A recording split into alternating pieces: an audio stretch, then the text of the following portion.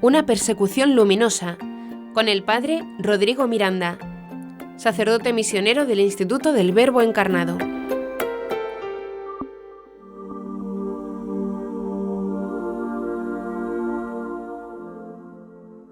Hola amigos, soy el padre Rodrigo Miranda, sacerdote misionero del Instituto del Verbo Encarnado.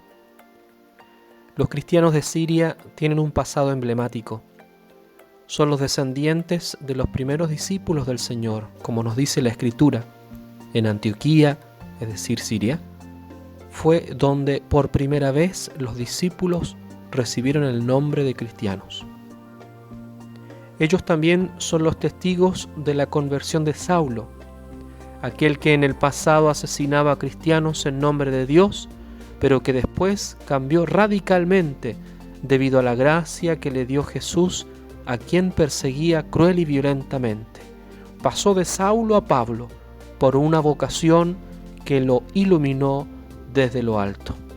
Durante la guerra, en estas nuevas circunstancias de persecución, muerte, prueba, y junto a una multiforme demostración de fe hasta las últimas consecuencias, continuamente llegaban jóvenes, y no tanto, a hablarnos de la vocación. Un momento en el que otros fieles habían sido asesinados por esta demostración de unión con Jesús. Ellos querían consagrarse a Cristo. Esto nos demuestra otra vez que para Dios no hay tiempos propicios, sino que Él llama en todo tiempo a quien quiere, cómo quiere y cuándo quiere. La llamada a una consagración especial viene de Dios, y como nos cuenta la historia, muchas veces se da en tiempos de graves dificultades. Quizás es en ese tiempo en donde el alma se hace más dócil y se preocupa de las cosas más importantes, levantando la cabeza de la marea de distracciones del mundo moderno y viendo el bello rostro de Jesús que llama a seguirlo de un modo particular. Hablar de vocación en ese momento era todo un desafío, porque, por ejemplo, significaba para quien descubría la vocación consagrada dejar a su familia en ese contexto de tanta necesidad, o ir a un lugar a formarse en donde quedaban expuestos a los diversos grupos de musulmanes que atacaban las iglesias, conventos y monasterios con el fin de acabar con el infiel y todas sus cosas. Así había ocurrido ya en diversas zonas de Siria, al norte, al centro, al sur del país. Es decir, que no era una pura posibilidad irreal. Ya hemos dado muchas pruebas de que era una persecución cruda y pura. Pero por más que fuera algo que había que discernir muy seriamente, la cosa es que había personas que querían hablar de la vocación y renovar ese espíritu que dio tantos frutos para toda la iglesia y que salió de tierras sirianas. Por otra parte, no se nos bombardeaba la cabeza diciéndonos que faltan vocaciones, porque a los jóvenes ya no les interesa, o que estamos en el tiempo del laico, o mejor dicho, de una iglesia secular. Son postulados, o mejor dicho, engendros de la mentalidad postmoderna y progresista. Porque la vida concreta, no la ideología, nos mostraba allí en esas circunstancias que había vocaciones y que Dios las estaba llamando allí, donde la cruz toca la vida hasta la médula. Es a la luz de la cruz en donde irrumpe nuevamente la llamada de Dios, y no bajo las sombras de una vida mediocre y materialista en la que sucumbe el joven de hoy.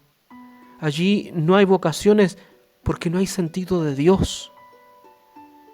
Como les digo, la cuestión es que venían a la parroquia muchos jóvenes para hablar derechamente de la vocación. Pasado un tiempo, decidimos juntarnos con esos jóvenes para darles principios de discernimiento, los pros y contras, y contarles qué cosa era la vida consagrada, según la enseñanza de Jesús, el magisterio de la iglesia, la vida de los santos y, ¿por qué no?, hablarles de nuestra propia vida consagrada, que ellos tenían a la mano. Nos comenzamos a juntar los sábados a la mañana, según las circunstancias lo permitían, y comenzaron a venir muchos. Eran jóvenes de distintas parroquias, ritos y realidad de vida, todos interesados en consagrarse a Dios totalmente. En sus planteos mostraban que querían hacer algo radical con sus vidas, más que simplemente involucrarse un poco más en la vida de parroquia o tomar un compromiso, porque muchos de ellos ya lo hacían incluso con el riesgo de sus propias vidas. Estos chicos y chicas querían algo más extremo, dar completamente su vida a Dios. Y tuvo tanto éxito el grupo que nos invitaron a guiar unos talleres para hablar de la vocación a otros jóvenes de todo Alepo. Lo organizaban los salesianos. La idea era que diversas parroquias y congregaciones presentaran sus temáticas, actividades y carismas, y así los jóvenes conocían. De todos modos, no les voy a negar que para nosotros el grupo causaba problemas, porque como el diablo es muy astuto, comenzó a plantar celos en las otras comunidades, como si las vocaciones les pertenecieran a ellos y no a Dios.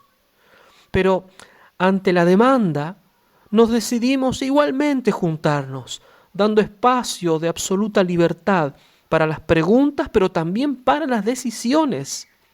El fin no era robar vocaciones, como dicen los celosos, estériles y mediocres, sino que era guiar a los jóvenes que Dios llamaba a concretar ese objetivo.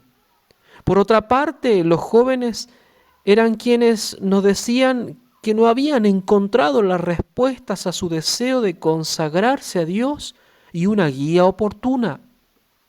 Algunos les hablaban a estos jóvenes deseosos de Dios de un largo camino de discernimiento interminable. Para eso lo importante es solo caminar juntos, no importa dónde vayas, lo cual es absurdo o al menos una pérdida de tiempo. Les decían que no hacía falta consagrarse en esas circunstancias, que vivieran su vida y que después vieran en el futuro. Los trataban incluso de convencer de probarse en el mundo, en donde muchos jóvenes se pierden, porque los tiran hacia el león rugiente que siempre está rodeando y rondando la presa para devorarla. Aquellos supuestos guías hablan de acompañar a las vocaciones, pero les hacen la vida imposible, testeándolos con espíritu desconfiado, especialmente a las que no se ajustan a sus moldes postmodernos, a sus nuevos paradigmas. Otros los atendían casi en una sesión, que en realidad era psicologismo. Los reunían en retiros que llamaban espirituales, pero que en realidad eran como clases de yoga o meditación trascendental. A otros los atendían, pero les boicoteaban la voluntad. Les decían que esperaran y mientras tanto hicieran voluntariados, que al final eran eternos, sin sacar nada, sin determinarse por nada.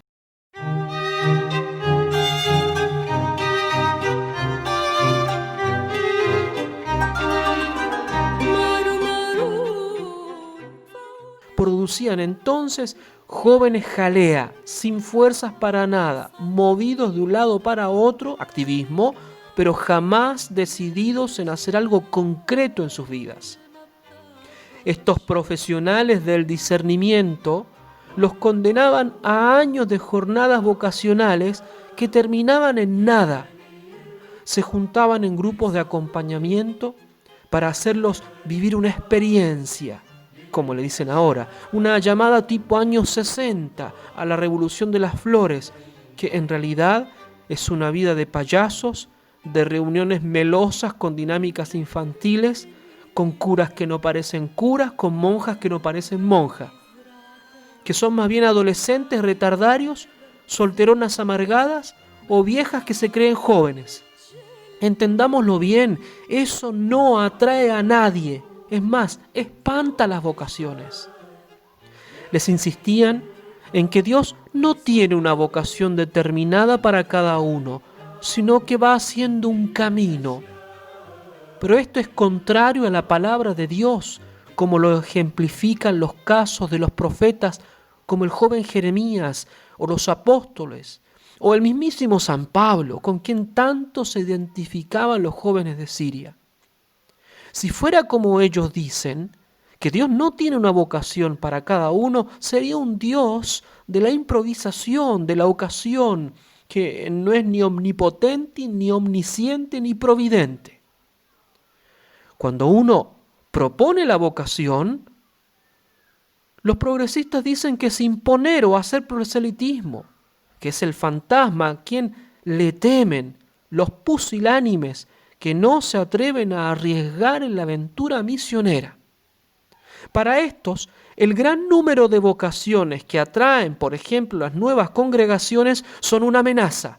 Desconfían de esto antes que alegrarse, porque Dios llama nuevamente con fuerza. Dicen que rezan por el aumento de las vocaciones, pero al mismo tiempo se enojan porque hay congregaciones jóvenes que tienen vocaciones. Son celos de quien se ha convertido en una masa rancia que no atrae a nadie. Por el contrario, nosotros estamos convencidos que la cruz fecunda lo que toca. En este contexto de guerra, cuando les proponíamos claramente la vocación, se entusiasmaban inmediatamente. Pero atención, no estamos hablando de niños que se dejaban seducir con caramelos. Eran jóvenes que pensaban, no zombies estúpidos o una masa que no piensa. Ellos se cuestionaban seriamente, querían confrontar sus pensamientos. Por lo que el cantito de que era una lavada de cerebro o una imposición es una falsedad, especialmente cuando se trata de hacer un trabajo incisivo, claro, pero respetuoso de la libertad. Les presentábamos la vida consagrada como arduo camino de santidad. Difícil, sí, pero no significa imposible, ni menos triste. Al contrario, ellos nos mostraban que, como siempre, el alma grande no tiene miedo a lanzarse a una aventura de este tipo. Entiende de algún modo que detrás de esta atractiva aventura, esta llamada, se encuentra el rostro de una persona, Cristo. Así fue como algunos jóvenes concretaron la vocación para diversas órdenes religiosas, entre ellas la nuestra, y para los diversos ritos católicos de Siria. Hubo un aumento de las vocaciones en el tiempo de la guerra. Por eso, queridos amigos, les dejo las hermosas y claras palabras de San Alberto Hurtado, quien escribió para uno de sus dirigidos, que estaba lidiando con el desafío de la vocación. Dice así: esta mañana, al leer en la Santa Misa el Evangelio de hoy, me ha venido un fuerte deseo de escribirte para decirte algo que tengo atravesado entre el pecho y la espalda desde hace tiempo, y que jamás me atreví a decírtelo, a pesar de la confianza que me has dado, por respetar en forma total tu libertad, como tú has visto que lo he hecho siempre. Esta lectura me trajo a la mente tu recuerdo, pues si quieres que te diga francamente mi impresión, es que tú querrías servir a Cristo, ser generoso con Él, pero no acabas nunca de decidirte a cortar las amarras, porque estas son fuertes, justas, santas, bellas, las más bellas en el orden de lo lícito.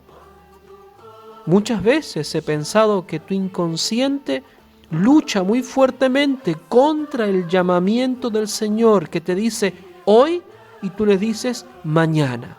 Y yo me temo que ese mañana puede equivaler a nunca, como ha resultado verdad para tantos amigos nuestros, incluso para otros que sintieron un día el llamamiento de Cristo y hoy van por otro camino, honesto, lícito, pero que no es el que ellos creyeron en un primer momento y en el que yo siempre he pensado que habrían dado más gloria a Dios si a tiempo hubiesen marchado generosamente.